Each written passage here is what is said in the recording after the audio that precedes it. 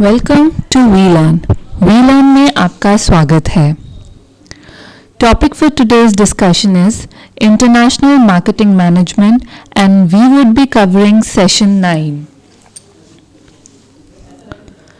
Topics to be covered are Objective of Pricing in International Marketing, Factors affecting Pricing Decision, Pricing Methods and Practices International Marketing, Pricing Process and Strategy, Cost and Price Calculations for Export, Price Quotation and Terms of Sale, Transfer Pricing Concept and Methods, Pricing Angels and Issue in Countertrade. When we introduce pricing, तो कोई भी organization का success जो है it depends on a complete mixture of what kind of a marketing mix, what are the various components and what are the elements that are there in the marketing mix.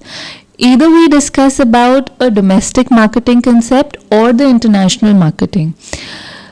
The right pricing for a product plays a very, very crucial role in making a product or a company a success. When we talk about international trade, they are basically gain a momentum based on the basis of pricing. Yes, quality also plays a very important role. And also in case of very competitive market in an international scenario, there is a very, very direct impact on the marketing. When we say the object of pricing as far as international marketing is concerned, so there are various objectives that it serves. The first one is penetration, another is skimming, the third one is holding market share, and the fourth one is enhancing share. When we say penetration, it is a case where a new entrant comes to the foreign market. Therein, the new entrant, it quotes some prices which are basically lower than the existing prices. This is done in order to divert demand towards its own product or the services. When we talk about skimming, it is a scenario wherein after an exporter, it has gained a strong foothold in the foreign market. It has built up a good image for himself and his product. In that particular case, he is now in a position to charge a premium price to gain the maximum profits and to have a great market coverage. When we talk about holding market share, this particular objective is pursued by those companies who want to maintain the maximum or the majority of the share in the market. So they are usually in relation to single country marketing. So they are the kind of companies who react to price adjustments by competition or exchange rate fluctuations. Another is enhancing share.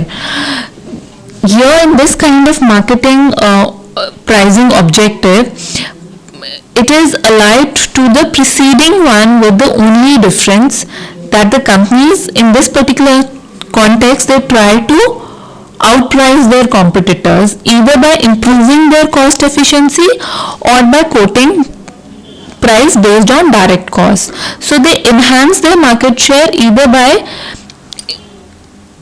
improving on their cost efficiency or by giving a price which is lower than the competitor's price.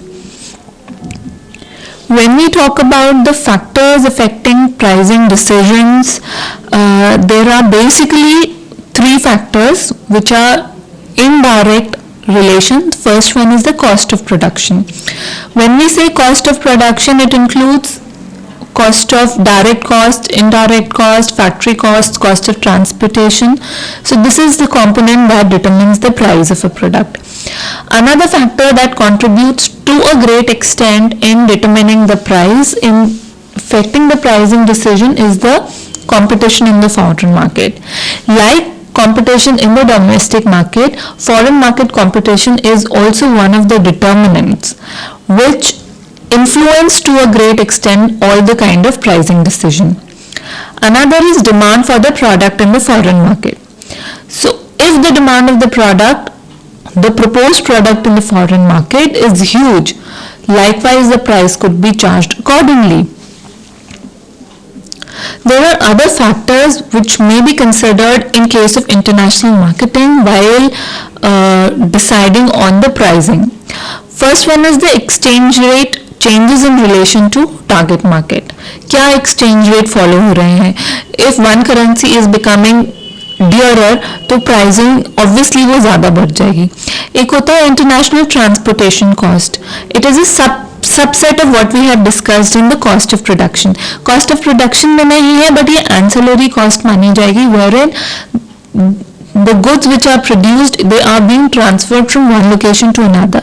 So obviously when we talk about domestic transportation costs, they are a little cheaper as compared to the international transportation cost.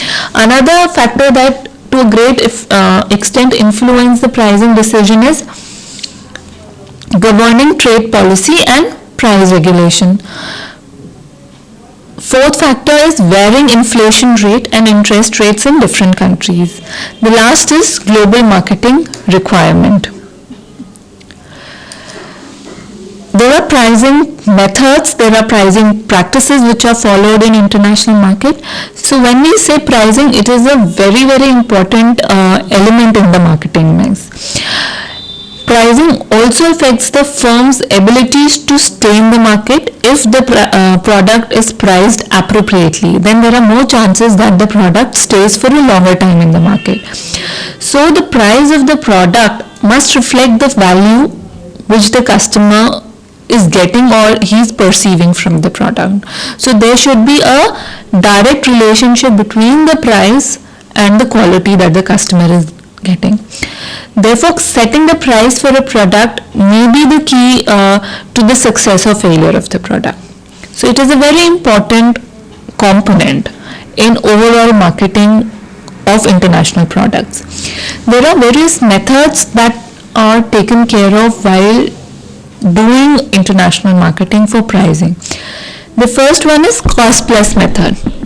The very name suggests something over and above the cost. So herein what the marketer does or the producer does, he fixes up the price of a product which is a little more than the cost. He takes into account the cost plus some profit that he wants to earn. So it's a cost plus method. So but there are costs which are related to special packaging which may increase the price because the product is now being sold internationally. So there are other overheads that are being taken care of. There are extra labeling, there are special packaging which is being done to meet the foreign requirement. Another is transportation and insurance cost is also there. Duties are also taken care of while taking care of the costs in this. Now it must be realized that when we incorporate cost plus method, the very nature of competition from one country to another vary. So in every scenario and in case of every other country, it is not possible to apply this method. Another is marginal cost pricing method. Here the concept is charging full cost plus profit may not be possible in the international transaction. Hence, what is done depending on the nature of and extent of competition.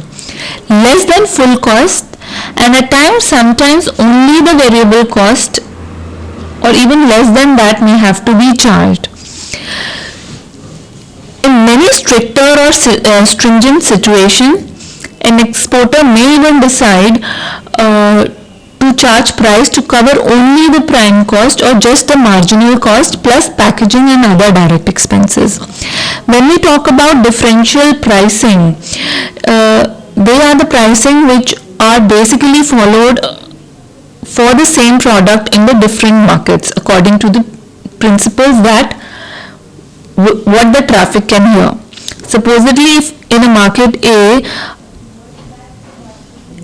X amount of rupees is acceptable, then the marketer or the exporter will charge X amount.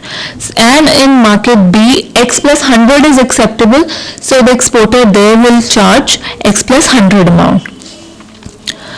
When we talk about probe pricing is basically followed by exporters or marketers who are new entrants to the foreign market. And it is followed in such a case where they do not, because they are new into the international market, they do not have full knowledge of the market and the nature and strength of the competition. So what they do, they try to probe the prospective market either by quoting the price approximately relating to the sales volume or the value. Another is penetration pricing. Penetration pricing happens where in order to exporter decides to penetrate into the new market rather than ruling the market price may be changed. This penetration price may yield marginal surplus over the total cost, or even just it covers the full cost. Another pricing method that we discuss is skimming method. As earlier discussed, skimming only happens when the exporter or the marketer has gained a substantial share and a goodwill in the market and has come to a position where he charges premium prices.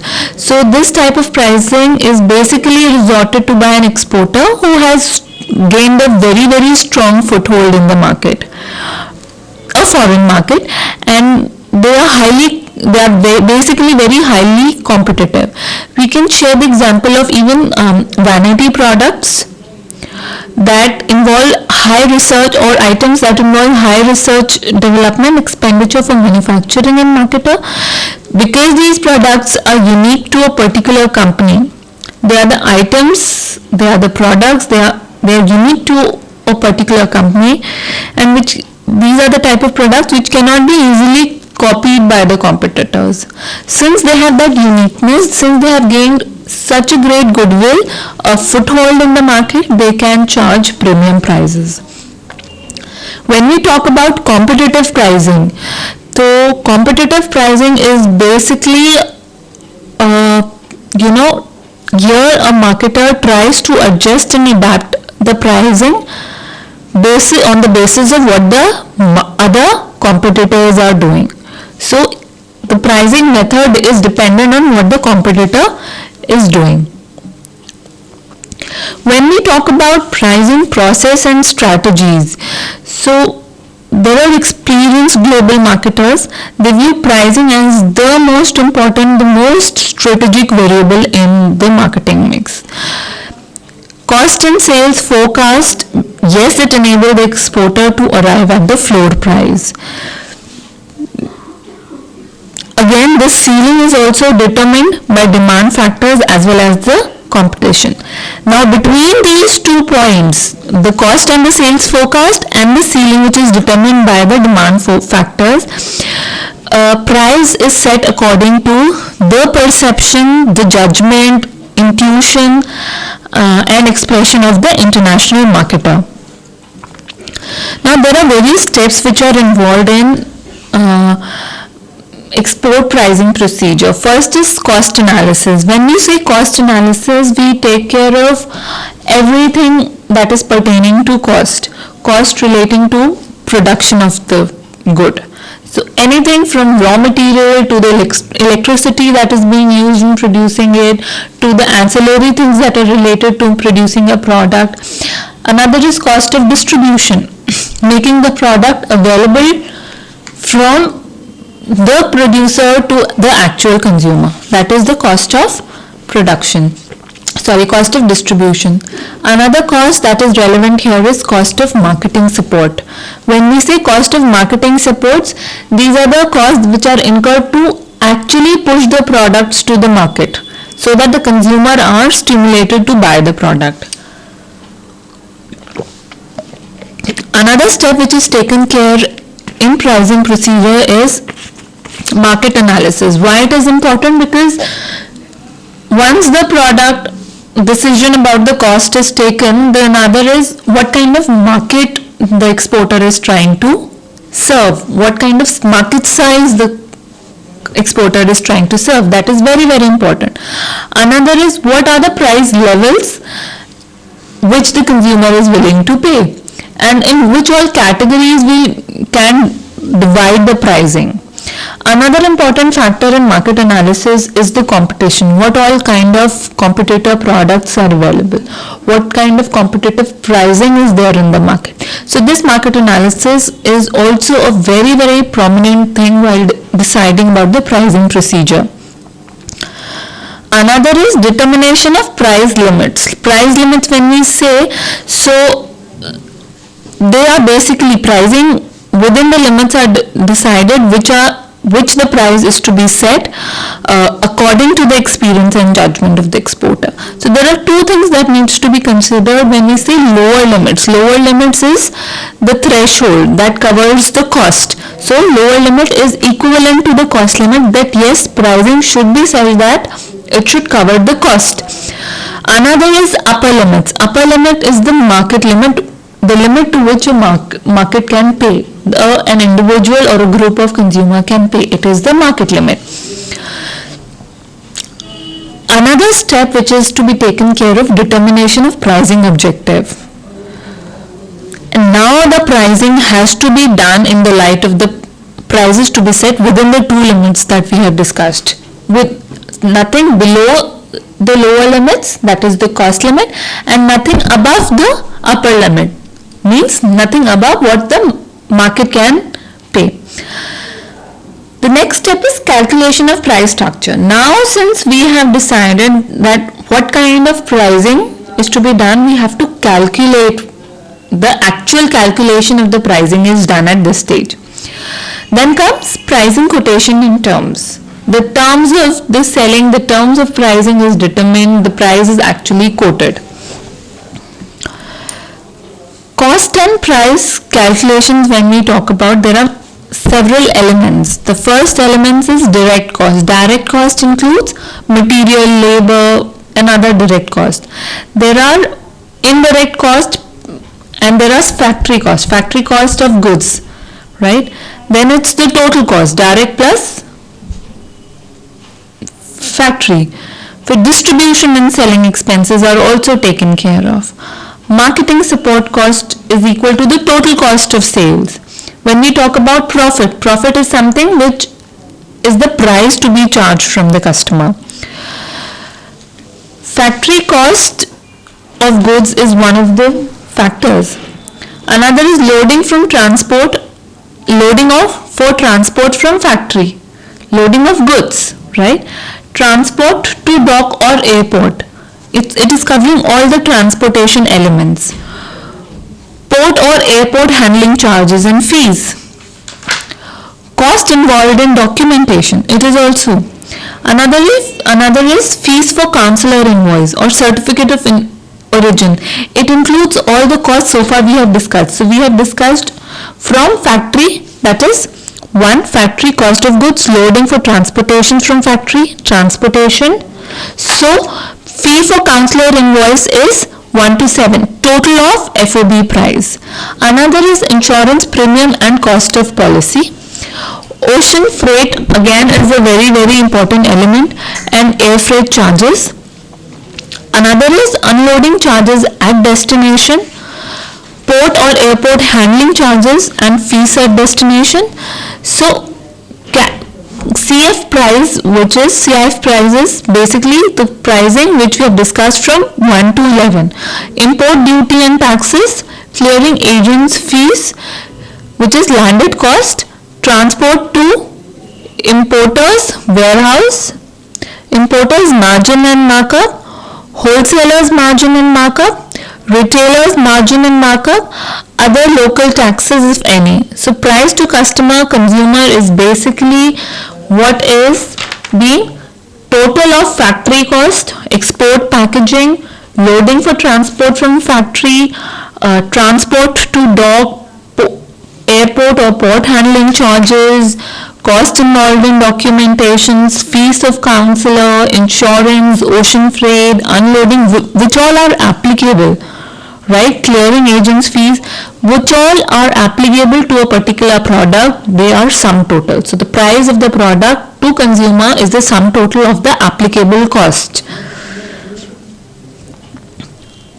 When we say working backward technique, here is a technique, it is a process of determining up to what level of cost and a reasonable profit can be charged, right, as price in the target market.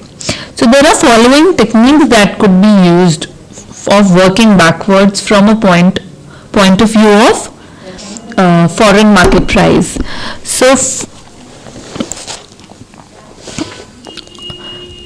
So first is market price of the product in the target market.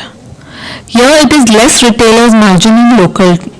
Here less the retailer's margin and the local taxes. Another is the cost to retailer. What is the cost to retailer? We here reduce the wholesaler's margin in this case. When we talk about cost to wholesaler, here we reduce the importer's markup. When we talk about cost to importers, here we reduce the less import duty and various other charges connected with unloading. Another is CIF pricing.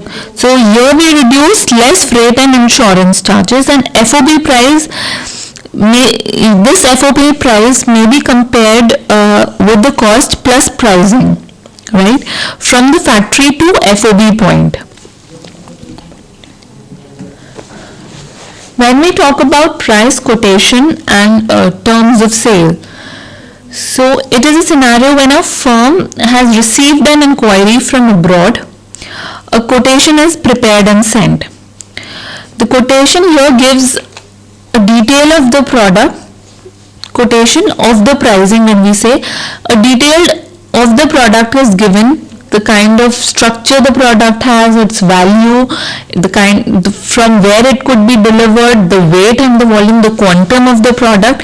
In quotation, everything about the product. In terms of payment also, the time of shipment, everything is given in the quotation.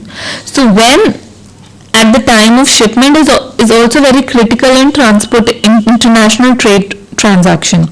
So the quotation should also specify whether the time of shipment is in relation to the factory or port of export. So the quotation should state very, very explicitly that the terms, what are the subject to various changes without notice.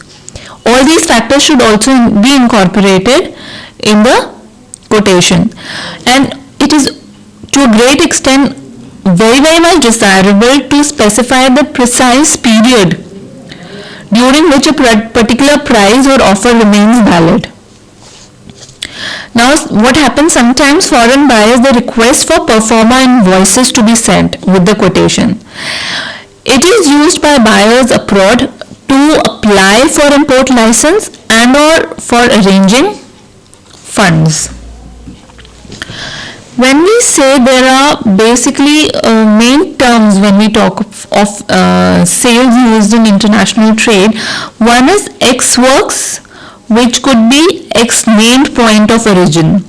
So there are various variations of this term, such as X factory, X warehouse, X plantation and X mine.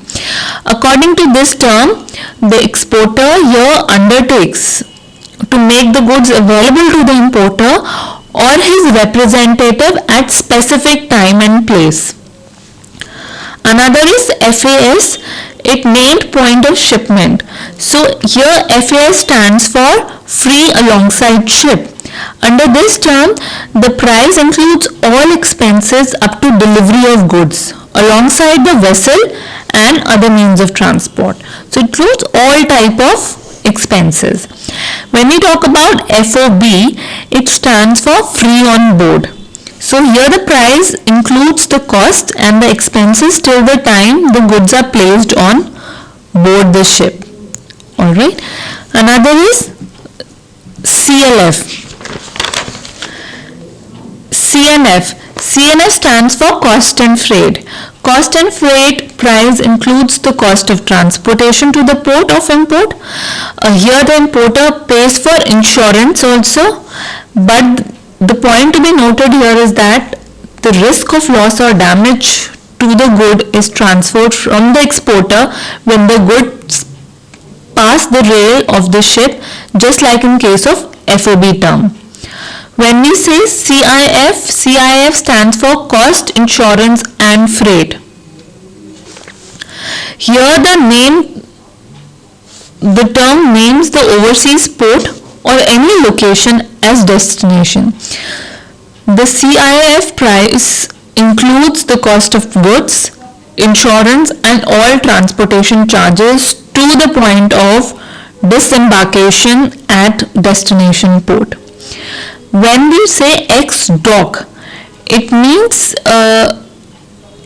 from the dock at the import port. Alright, it includes variations like ex-quay, expire and ex-ship. This price term goes one step beyond CIF term, and the exporter here is responsible for delivering the goods off the dock at the named overseas port. Another is DDP. It is delivered duty paid. This price term implies that the exporter undertakes the delivery of good to the place named in the country of import, most likely the importer's warehouse. Another is, and the last one is FCA, which is free carrier to a named place. It replaces the term FOB. It is used in case of the multi-modal transport covering containers, depot or station and any other mode of transport including air. Transfer pricing concept and methods when we talk about. So, when there are discussions on pricing in international marketing management, it cannot be complete without the analysis of pricing in relation to interfirm transfers between the company and its affiliates or subsidiary located in a foreign country. When we are talking about transfer pricing, in an international marketing scenario, different units under the same corporate body but located in different foreign countries exchange goods and services among themselves. The price of such exchange is known as transfer pricing. Now there are four major alternatives approaches that could be discussed in case of transfer price. The first is transfer at cost.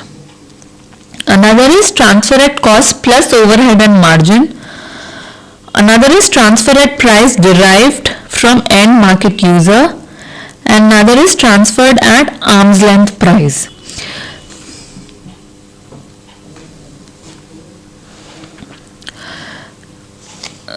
There are pricing angles, angles and issues in Countertrade. So there are basically three reasons for spreading Countertrade. There have been, it provides a trade financing alternative to the countries having international debt and liquidity problem. The second is it facilitates access to the new market. And third, it fits well with the growth of the bilateral trade agreement between the government. Now when we say main type of counter trades, the first one is barter. So barter is the simplest form of counter trade and is one-time direct and simultaneous exchange of products of equal value. No money is traded here, only goods of equal value are exchanged here. Another is counter purchase. Counter purchase, here in this case there are two contracts or a set of parallel cash sales transaction, each paid in cash. So there are parallel sales transaction. Compensation trade, it's a kind of a buyback situation. In the case of compensation trade, a company provides machinery, factory or technology to a firm located in another country and agrees to buy back products produced from the same machinery or factory. Another is switch trading. This particular type of counter trade, it involves triangular rather than bilateral trade agreement. Another is offset.